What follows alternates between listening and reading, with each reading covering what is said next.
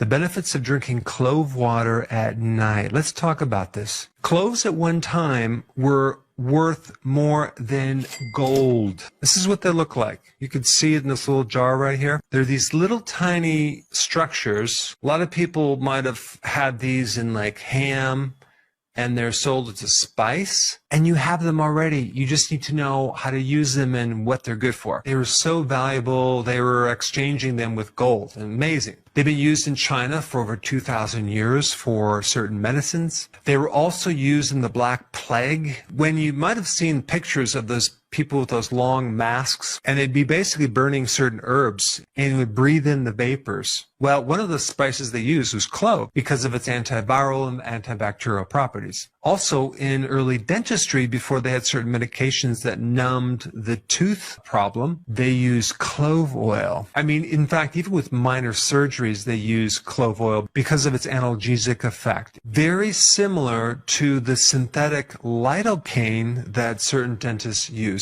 So it's a topical, and you can put it externally on your skin. You can also put it in your gums. You can put it directly on the tooth if there's a cavity and the nerve is exposed. It will help numb that nerve. Now, the cool thing about this is there's virtually no side effects. It has antibacterial, antifungal, anti-candida, antiviral properties. In addition to numbing the tooth or numbing pain, it can also go after the microbes that are growing there, whether it's a fungal, candida, bacteria, or even virus. And where I found this information was in certain patents on using the oil of clove for various things, helping increase the bile flow as well as increasing digestive enzymes. They patented a mouthwash, toothpaste, as well as a gingivitis treatment. So it works on everything oral. And then I started looking at medications and what medications that they can,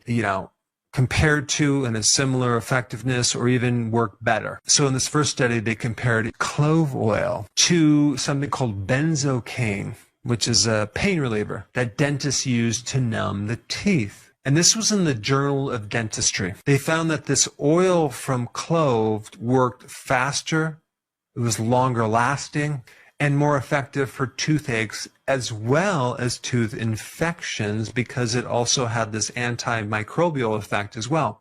In another study, they compared eugenol to hydrocortisone, and they found the effectiveness was equal or greater in reducing swelling and redness of the skin. And this study was in one of the inflammatory research journals. The next study I looked at was on fungal infections like toenail fungus, athlete's foot, and they compared tea tree oil to clove oil. And clove oil killed candida and fungus faster. Then there was a comparison between clove oil and lidocaine. And in that study, clove oil had longer lasting effects for numbing. And that was in the Journal of Pain Research. So now let's get into how you can use this because you already have this in your pantry. You just need to know how to use it and what conditions you can use this on. And I'm going to give you a couple different recipes that you can make this in a salve and liquid that you can drink before bed. But let's first talk about the conditions that it's good for. Now, of course, I already mentioned it's great for anything with teeth pain or biofilms like plaquing, things like that. And of course, you can even just take one of these cloves and then just suck on it. Or you can just take the oil from it and with a little cotton swab and dab it on the tooth and the gum around the tooth. But if you have a cavity, you want to actually put it right into that cavity directly. Another application is for muscle pain, okay, as well as joint pain. You're going to basically just take a couple drops, put it in a little olive oil or coconut oil, and rub it into the muscle or joint. You can also mix a couple drops in Epsom salts and water, all dissolved nicely, and rub that into the muscle as well. Because the Epsom salts is the magnesium that can also help the muscles. Some people use it as a lip balm, and you can put this on like a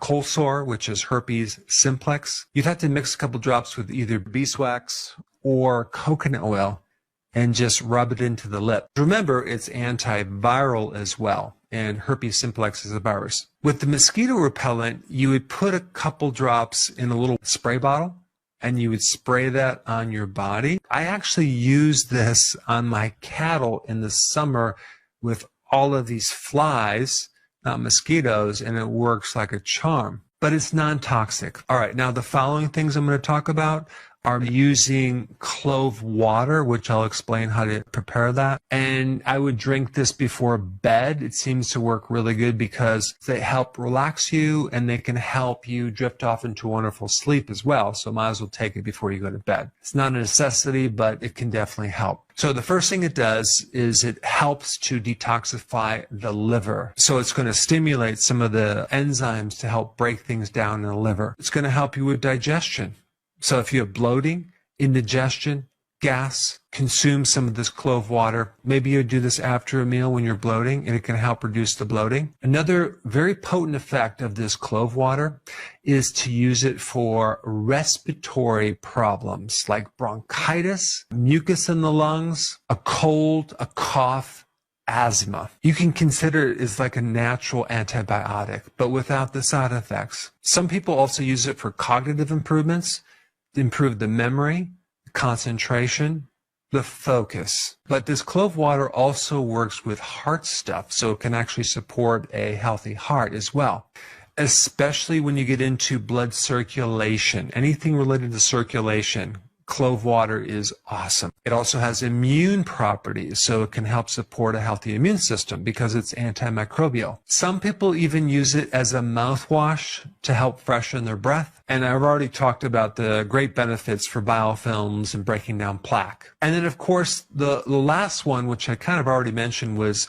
using this as a sleep aid because it's a natural sedative without the negative effects. It does not have side effects like sleeping medication does. And there's also some tryptophan in there that will actually increase serotonin and help you increase melatonin. So how do you make clove water? What you do is you take about 4 or 5 of these little cloves, okay?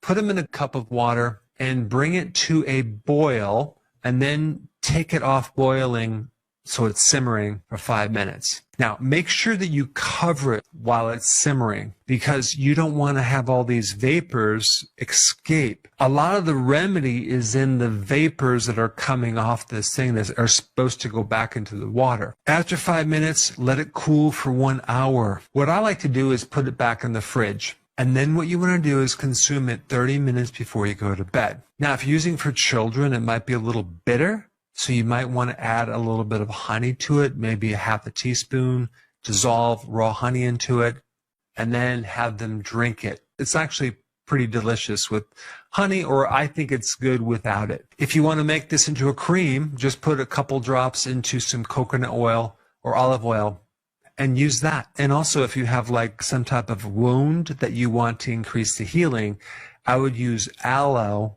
put a couple drops of aloe and put that over the wound so you can speed up healing, and it can also act as an antiseptic. Now, if you haven't seen my other video on clove, I think you'll really enjoy it. I put it up right here. Check it out.